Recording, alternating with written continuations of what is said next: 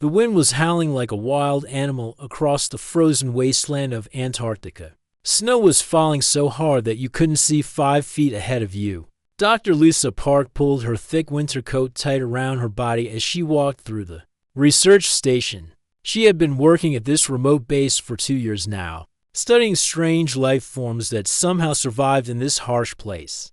Lisa was a scientist who loved her job, but sometimes the loneliness got to her. The nearest town was hundreds of miles away, and the only people she talked to were the other researchers and the military guy who was stationed there to keep them safe. That military guy was Sergeant David Torres. He was a good man who took his job seriously. David had been in the Army for 12 years and had seen many difficult things, but he never complained. He was the kind of person who would help anyone in trouble, even if it meant putting himself in danger. On this particular night, Lisa was working late in her lab when she heard a strange sound. It wasn't the usual wind or the generator that powered their station. This was different. It sounded like thunder, but thunder doesn't happen during snowstorms like this one. She looked out her window, but couldn't see anything through the thick snow. The sound came again, louder this time, and the whole building shook. Lisa's heart started beating fast. She had never heard anything like this before. She grabbed her radio and called David. Torres, are you hearing this? Something's happening. Outside, David's voice crackled through the radio. I hear it too, Doc. Stay inside while I check it out. But Lisa was too curious to stay put. She was a scientist, and scientists need to investigate strange things. She put on her warmest clothes and grabbed a flashlight. The cold hit her face like a slap when she opened the door. But she pushed forward. The sound had stopped, but now there was an orange glow coming from somewhere in the distance. Lisa followed the light, her boots crunching through the deep snow. Each step was difficult, and the wind kept trying to knock her over. After walking for what felt like forever, she saw David's flashlight beam cutting through the darkness. He was standing at the edge of a big hole in the ice, looking down at something that made his mouth drop open. David, what is it? Lisa called out, but her voice was almost lost in the wind. When she reached him, she saw what had made him speechless. At the bottom of the hole was something that definitely didn't belong on Earth. It looked like a vehicle, but not like any car or plane she had ever seen. It was smooth and silver, shaped like a teardrop, and it was glowing with a soft blue light. This isn't from around here, David said, his voice full of amazement. Lisa's scientific mind started racing. This could be the discovery of a lifetime. But as they got closer, they realized this wasn't just a crashed vehicle. There was someone inside. Through a crack in the strange metal, they could see a figure lying still. It looked like a person, but something was different. The skin seemed to have a pale blue color, and there was long silver hair that seemed to shine even in the dim light. We need to get her out of there, Lisa said, pointing to the figure. She might be hurt. David nodded and started looking for a way to get down into the hole.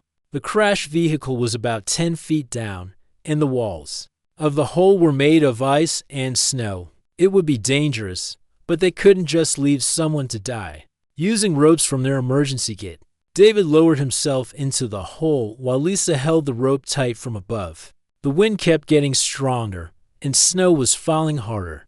Now, they had to work fast or they would all be in trouble. When David reached the vehicle, he could see the person inside more clearly. It was definitely a woman, but she was unlike anyone he had ever seen. Her skin was pale blue, almost white, and her features were beautiful, but clearly not human. Her breathing was very weak, and she seemed to be unconscious. Lisa, you need to see this, David called up. This woman, she's not from Earth. Lisa felt her heart pounding with excitement and fear. As a scientist, she had always wondered if there was life on other planets. Now she might be looking at proof that they weren't alone in the universe. But this wasn't time for wonder. The woman was clearly in serious trouble. Her breathing was getting weaker, and her strange blue skin was starting to turn an alarming shade of gray. Whatever was happening to her, it was getting worse fast.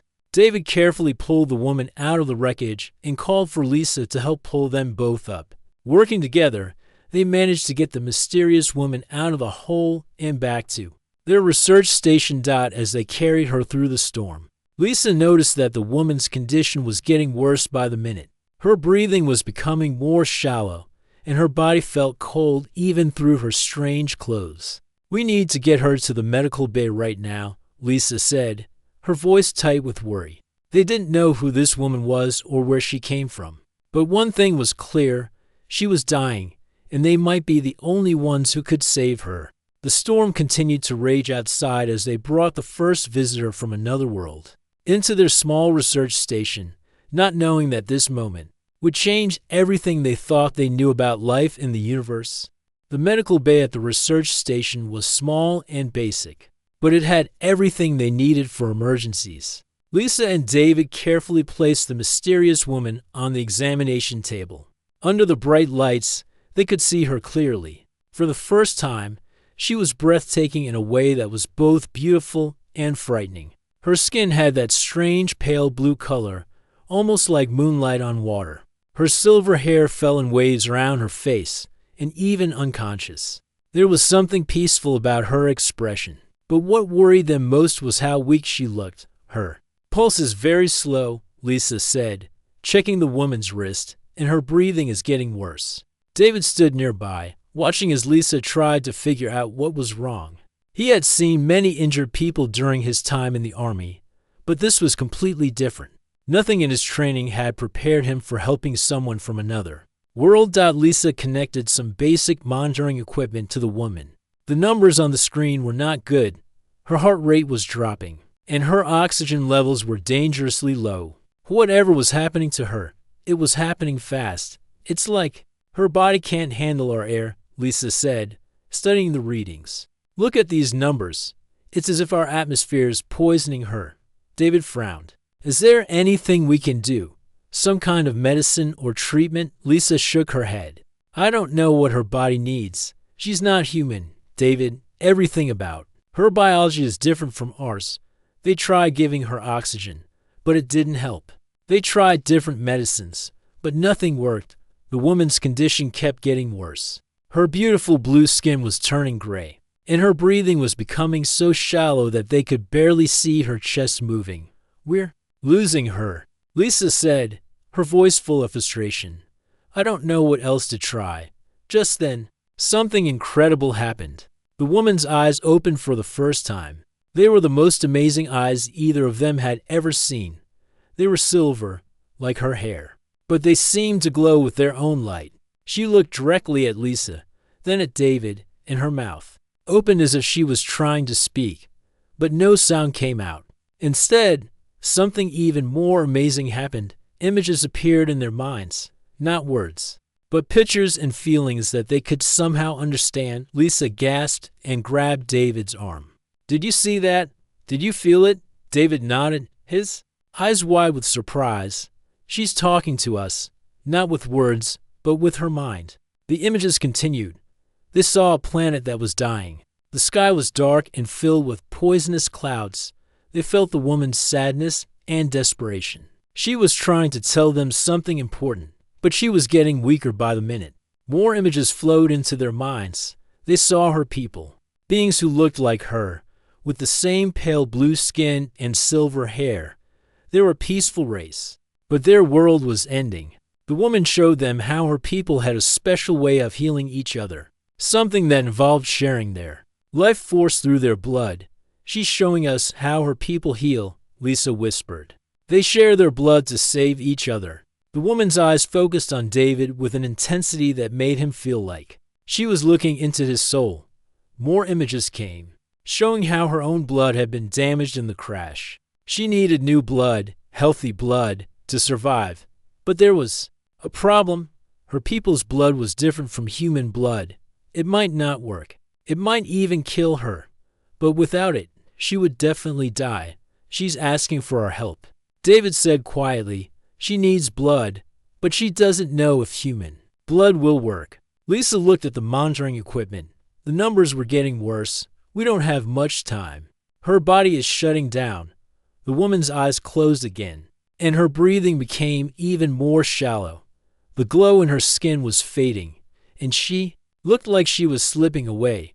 We have to try something, David said suddenly. We can't just let her die. But David, we don't know what will happen. Human blood might be completely incompatible with her system. It could kill her instantly. And if we do nothing, she'll die anyway, David replied. Look at her, Lisa. She's dying right now. Lisa looked at the woman on the table, then at the machines that were showing her failing vital signs. As a scientist, she knew how dangerous it would be to try a blood transfusion between different species. It had never been done before. There was no way to know what would happen. But as a human being, she also knew they couldn't just stand there and watch someone die when they might be able to help. If we're going to try this, we need to do it now, Lisa said. Her body won't last much longer. David rolled up his sleeve without hesitation. Use my blood. David, you don't understand. This could go wrong in so many ways. We don't know anything about her biology. Your blood might be toxic to her. Maybe, David said, looking at the dying woman. But maybe it will save her. She came all this way from another world. She must have had a good reason. We can't let her story end here. Lisa prepared the transfusion equipment with shaking hands. This was either going to be the most amazing medical breakthrough in human history, or they were about to make a terrible mistake. The woman's eyes opened one more time, and she looked at David with an expression of complete amazement. She had seen his memories through their mental connection. She had seen his willingness to risk everything for a stranger. In all her travels across the galaxy, she had never encountered such selfless courage. Are you ready? Lisa asked David. He nodded, his jaw set with determination. Let's save her. Lisa's hands were shaking as she prepared the needle. She had done hundreds of blood transfusions before, but never like this. Never between a human and someone from another world. The woman on the table was barely breathing now, her silver hair spread across the white pillow like moonbeams. Are you absolutely sure about this, David? Lisa asked one more time. We have no idea what might happen to you. David looked at the dying woman, then back at Lisa. I've never been more sure of anything in my life. Lisa took a deep breath and inserted the needle into David's arm. His blood began flowing through the clear tube, dark red and warm with life. At the same time, she carefully inserted another needle into the woman's arm. Her skin was so pale that they could see her veins clearly beneath the surface. Here we go, Lisa whispered, and she opened the connection. For a moment, nothing happened. David's blood flowed into the woman's body, mixing with whatever remained of her own alien blood. The machines continued beeping their warnings, showing that her vital signs were still dropping. Then something extraordinary began to happen. The woman's eyes suddenly snapped open, glowing brighter than before. But this time, both David and Lisa could feel something changing in their minds. It was like a door opening in a room they never knew existed. David gasped as images flooded his consciousness. But these weren't just pictures, they were memories, feelings, and experiences that belonged to someone else. He saw the woman's life playing out like a movie in his mind. Her name was Zara, and she came from a planet called Kepler 440b, so far away that humans had never even seen it through their telescopes. He saw her childhood, playing in gardens under a purple sky with two suns. He felt her joy when she learned to fly their amazing spacecraft, and her sadness when she discovered that her beautiful world was dying. But Zara was experiencing something even more shocking. Through the blood connection, she was seeing David's memories too. She watched him grow up in a small town, saw him join the army to help people, and felt his pain when he lost friends in battle. She experienced his loneliness at the research station, and his deep need to protect others even when it meant putting himself in danger. What amazed her most was seeing the moment when he decided to help her. In her world, people were good to each other, but they were all the same species. They understood each other. But David was willing to risk his life for someone completely different, someone he had never met before, someone who wasn't even from his world. Lisa watched in fascination. As the woman's vital signs began to improve, her heart rate was getting stronger, and her breathing was becoming deeper and more regular. The gray color was leaving her skin, and the beautiful blue glow was returning. "It's working," Lisa said in amazement. "David, your blood is actually working." But something else was happening that Lisa couldn't see on her machines. The connection between David and Zara was growing stronger. They were sharing not just blood, but thoughts and feelings. David experienced Zara's memories of her people's desperate situation. Their planet's atmosphere was filled with poisonous gases that were slowly choking all life. The two suns that had once given them energy were now dying, and their world was getting colder every day. Zara had been chosen as a scout to find a new home for her people. She had traveled across the galaxy, visiting dozens of worlds, but none had been suitable. Some were too hot, others too cold. Some had poisonous air, others had no air at all. Earth was her last hope. Through David's memories, Zara learned about human courage and kindness. She saw how humans help each other during natural disasters, how they risked their lives to save strangers, and how they could love people who were different from them. She also saw David's memories of war and loss. She felt his pain when his fellow soldiers died, and his guilt about the things he had been forced to do. But she also saw his determination to be better, to protect rather than hurt, to help rather than harm. "This is incredible," David whispered, his voice filled with wonder. "I can see her whole life. Lisa, her people are dying, and she's been searching the galaxy for a new home." Lisa checked the monitors again. The woman's, Zara's vital signs were now almost normal. The transfusion was not only working, it was working better than they had ever hoped. "Her body is accepting your blood perfectly," Lisa said. "It's like they were meant to be compatible." As the transfusion continued, the mental connection between David and Zara deepened. They began to understand each other in ways that went beyond language or species. David felt Zara's wonder at discovering that humans were capable of such selfless love. Zara felt David's amazement at meeting someone from another world. But the most powerful thing they shared was hope. Through David's memories, Zara began to believe that Earth might not just be a place where her people could survive, but a place where they could truly belong. Through Zara's memories, David began to understand that they weren't alone in the universe, and that there were others out there who needed their help. The machines finally showed that Zara's vital signs were completely stable. Her breathing was strong and regular, and her heart was beating with steady rhythm. The transfusion had saved her life, but it had also created something unprecedented, a bond between two different species that would change both of their worlds forever. As Lisa disconnected the transfusion equipment, Zara sat up slowly. She looked at David with eyes full of gratitude and amazement. Through their connection, she spoke to him without words, sharing a message that would stay with him for the rest of his life. She had traveled across the galaxy and seen countless worlds, but she had never encountered anything as precious as the kindness of a human heart. 3 days had passed since the transfusion, and Zara was getting stronger every hour. She could now sit up and move around the medical bay, though she still needed rest. What amazed Lisa most was how quickly Zara was adapting to Earth's atmosphere. It was as if David's blood had somehow made her compatible with their world. David spent most of his time with Zara, and their mental connection had grown even stronger. They could now share thoughts and feelings almost instantly. It was like having a conversation without speaking, and it was the most incredible thing either of them had ever experienced. "Tell me more about your world," David said, sitting beside her bed. He didn't need to speak out loud anymore, but somehow it felt more natural to use his voice. Zara closed her eyes and shared her memories with him. He saw vast cities that floated in the sky, held up by technology that humans couldn't even imagine. He saw her people working together in perfect harmony, sharing their thoughts and feelings just as she was doing with him now.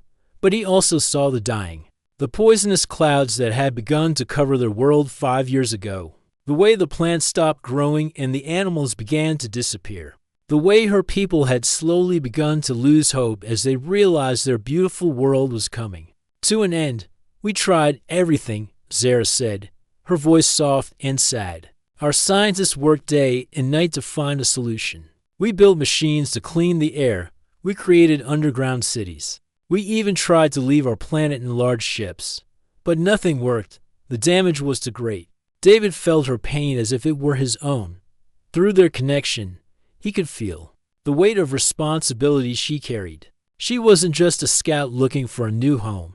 She was carrying the hopes of her entire species. "How many of your people are left?" he asked gently. "About 50,000, Zara replied. "We were once millions, but the poisonous air has taken so many. The children are the most vulnerable. They can't survive in the toxic atmosphere, so they have to live in special shelters that protect them from the air." David's heart broke for her.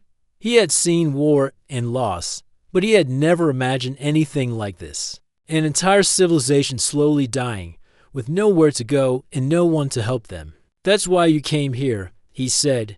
"You're not just looking for a new home. You're looking for hope." Zara nodded, and David could feel her amazement at his understanding. Through their blood connection, she had seen that humans were capable of incredible empathy, but experiencing it firsthand was still surprising to her. "Your people are different from mine," she said. "We all think alike, feel alike. We understand each other because we're the same. But humans, you're all so different from each other. Yet you can still care about strangers. You can love people who don't look like you or think like you." David smiled. "That's not always true. Humans can be selfish and mean too. We fight wars and hurt each other sometimes." "I've seen that in your memories," Zara said. "I've seen the pain and the conflict. But I've also seen something else. I've seen humans who risk their lives to save people they don't even know. I've seen them work together to help during disasters. I've seen them sacrifice everything for their children and their friends." She paused, looking directly into his eyes. "And I've seen you give your blood to save someone from another world, even though you didn't know if it would hurt you." David felt embarrassed by her praise. "Anyone would have done the same thing." "No," Zara said firmly. "Not anyone. I've traveled to 17 different worlds, David. I've met many different species. Some were kind to their own kind but cruel to strangers. Others were so afraid of anything different that they attacked first and asked questions later. A few were so focused on their own survival that they couldn't see beyond their own needs." She stood up and walked to the window, looking out at the endless white snow. "But humans are different. You have something we call universal compassion. You can care about someone even if they're completely different from you." Lisa, who had been quietly checking medical equipment, looked up at them. "Is that why you chose Earth? Because of our compassion?"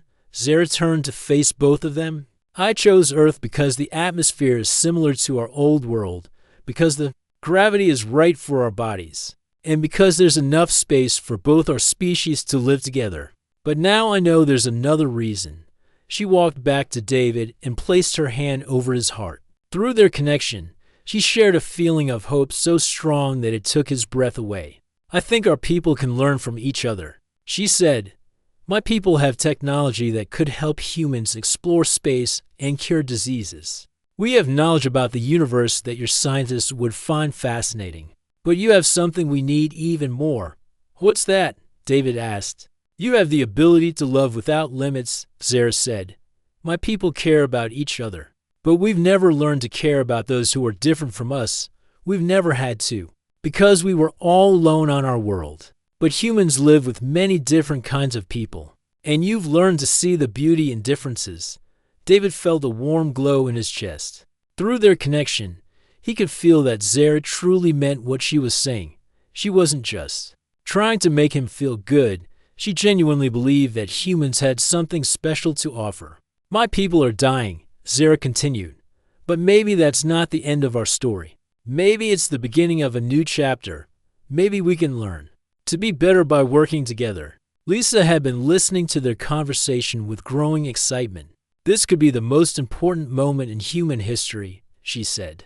"First contact with another intelligent species. And they want to be our partners, not our conquerors." Zara smiled, the first truly happy expression David had seen from her. "I came here looking for a new home," she said.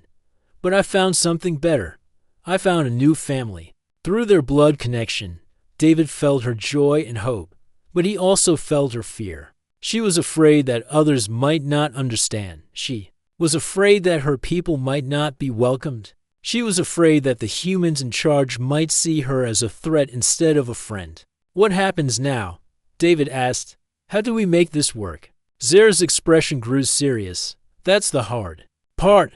Soon, others will come looking for me. Your government will want to study me and ask questions. My people will want to know if Earth is safe for them. And both sides will have to decide if they can trust each other. She looked at both David and Lisa with eyes full of hope and determination. But I believe it will work, because I've seen what humans are capable of. I've felt the kindness in your hearts, and I know that love is stronger than fear. As night fell over the research station, the three of them sat together, planning for a future that would change both of their worlds forever. A week had passed since the transfusion, and everything was about to change. David was checking the perimeter of the research station when he saw them. Black helicopters approaching from the north. His stomach dropped as he realized what this meant. Someone had found out about Zara. He rushed back to the medical bay where Zara was helping Lisa organize some research samples. Through their mental connection, she immediately felt his panic and fear. They're coming, David said breathlessly. Government people, military, they'll be here in minutes. Zara's face went pale, and David felt her terror wash over him like a cold wave. In her memories, he saw what had happened to her people when they first encountered other species. Some had been captured and never seen again. Others had been studied, like laboratory animals. The thought of that happening to Zara made his blood boil. We need to hide you, Lisa said, but they all knew it was too late. The helicopters were already landing outside within minutes. The research station was filled with soldiers in heavy winter gear.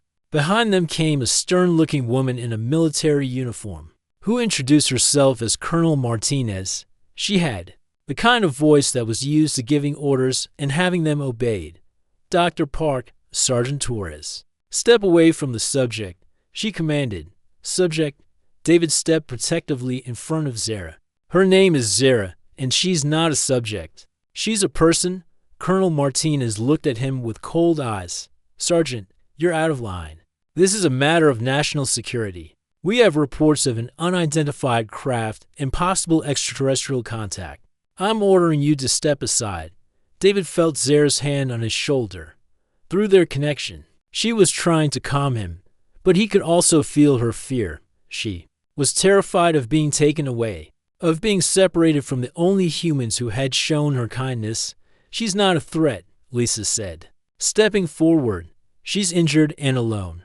Her people are dying, and she came here looking for help. That's exactly what makes her dangerous, Colonel Martinez replied. We don't know anything about her people's intentions. For all we know, she could be the advanced scout for an invasion. An invasion? David couldn't believe what he was hearing. She's one person, and she was barely alive when we found her. She's not here to hurt anyone. Through their mental connection, Zara shared her memories of her people's peaceful nature. David felt her frustration at not being able to communicate with these strangers the way she could. With him, Sergeant Torres, Colonel Martinez said, her voice getting harder. You're a soldier. You took an oath to protect this country. Your duty is to your own species, not to some alien that crashed on our planet.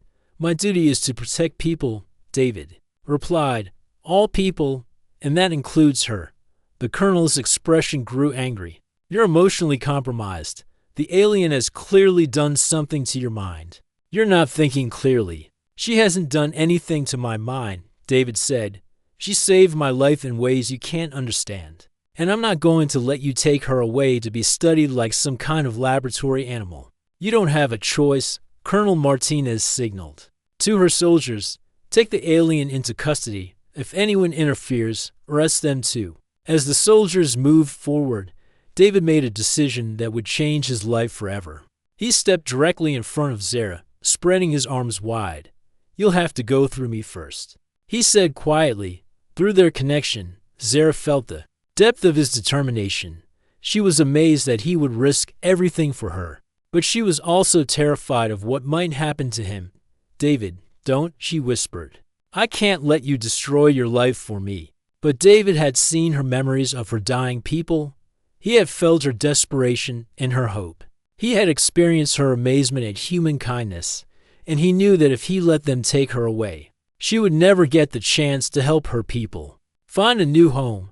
I'm not going to let fear win, he said, looking directly at Colonel Martinez. Zara came here in peace.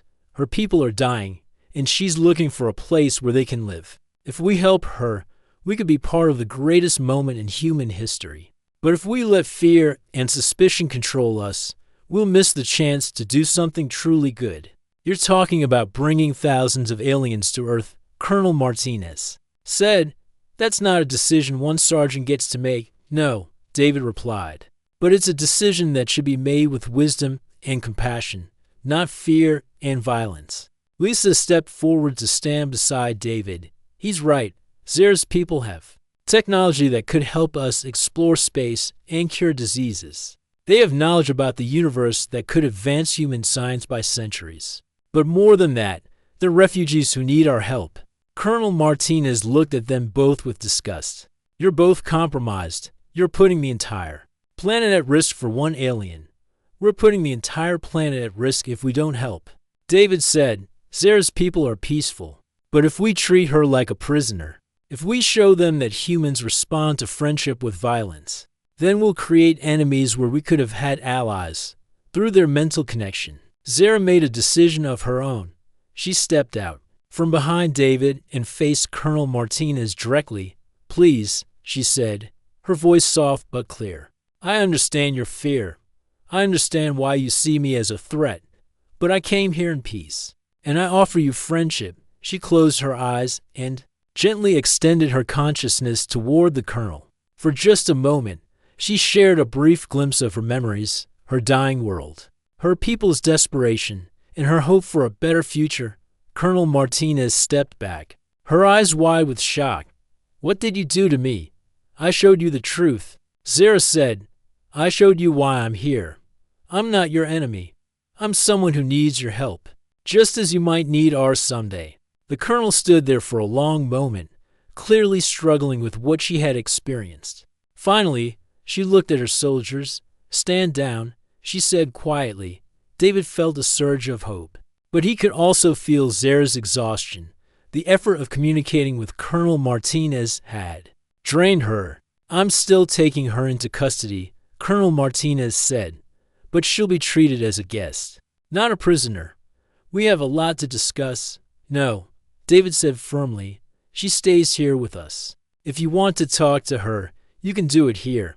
But I'm not letting you take her away. Colonel Martinez looked at him with something that might have been respect. Sergeant, you're either the bravest man I've ever met or the most foolish, maybe both. David replied, but I'm not changing my mind. Through their connection, Zara felt the strength of his determination and the depth of his care for her. She had traveled across the galaxy and seen many worlds, but she had never encountered love like this, love that was willing to sacrifice everything for someone different. You humans are remarkable, she said softly. You give me hope for both our species. Colonel Martinez looked at all of them, then at her soldiers. Set up a perimeter around the station. No one goes in or out without my permission. But for now, the alien, Zara, stays here. As the soldiers moved out, David felt a mixture of relief and worry. They had won this battle, but the war for Zara's freedom and her people's future was just beginning. What happens now? Lisa asked. Zara looked out the window at the endless white snow, but through their connection, David could feel that she was seeing something else, a future, where the species learn to live together in peace. Now we show them what friendship between worlds can look like, she said. And we hope that love is stronger than fear. David took her hand, feeling the warmth of their connection flow between them. Whatever came next, they would face it together. And maybe, just maybe, they would change the universe in the process.